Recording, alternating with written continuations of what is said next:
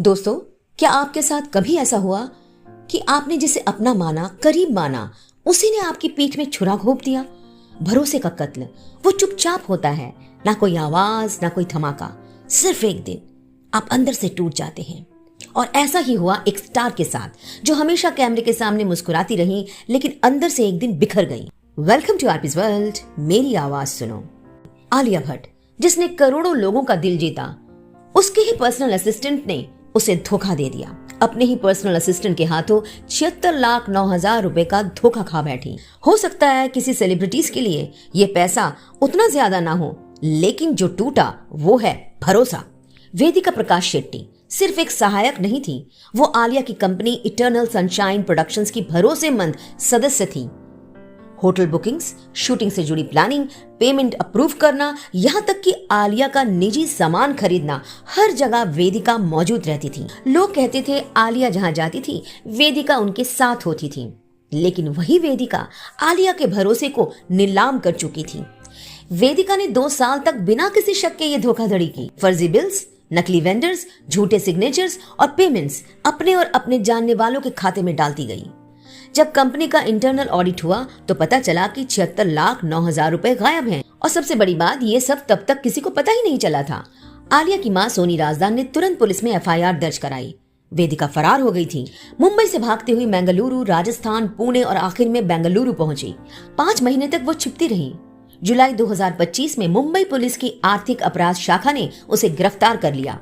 गिरफ्तारी के वक्त पुलिस को मिला नकली इनवॉइसेस, डमी जीमेल आईडी, महंगे electronics, iPhone, iPad, AC, fridge और सबसे चौंकाने वाली चीज, आलिया भट्ट की स्क्रिप्ट्स और कॉन्फिडेंशियल फाइल्स। इनमें से कई डिटेल्स विदेशी सोर्सेस को लीक की गई थी। ये अब सिर्फ चोरी नहीं, साइबर फ्रॉड और डेटा लीक का केस बन चुका है। आलिया भट्ट अब तक चुप हैं, लेकिन मीडिया रिपोर्ट्स के मुताबिक उनके करीबियों का कहना है वो अंदर से बुरी तरह टूट चुकी हैं। पैसे तो फिर से कमाए जा सकते हैं, लेकिन भरोसा दोबारा नहीं बनता। जिसे आप अपना मानते हैं, अगर वही आपको छल जाए तो इंसान की आत्मा हिल जाती है। आलिया भट्ट अकेली नहीं है। 2022 में सोनम कपूर के दिल्ली वाले घर से 2 करोड़ 4 लाख रुपए की ज्वेलरी चोरी हो गई और शक गया उनकी नर्स और उनके पति पर। जिसे आपने अपने घर की चाबी दे रखी हो, वो अगर तिजोरी लूट ले तो वो सिर्फ चोरी नहीं, वो विश्वास की हत्या है।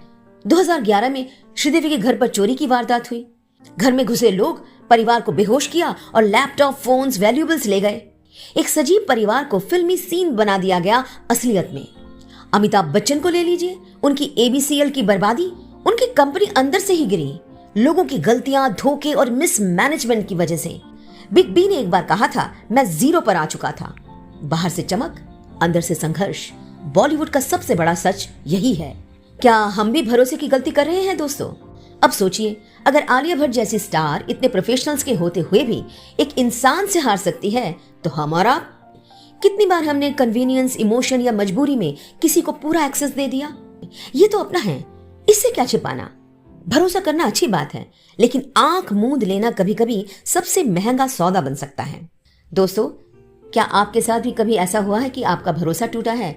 तो जरूर कमेंट करके बताइए। और साथ ही साथ ये भी बताना ना भूले कि भरोसा टूटने के बाद भी आप नहीं टूटे, क्योंकि असली हिम्मत वही है जहां दर्द चुप हो जाए पर इंसान मुस्कुराना ना भूले। शुक्रिया दोस्तों, आरपीज वर्ल्ड मेरी आवाज सुनो को सुनने के लिए। और हाँ, जाते जाते सब्सक्राइब करने के साथ साथ ऑल नोटिफिकेशन के लिए बेल आइकन दबाना ना भूलें।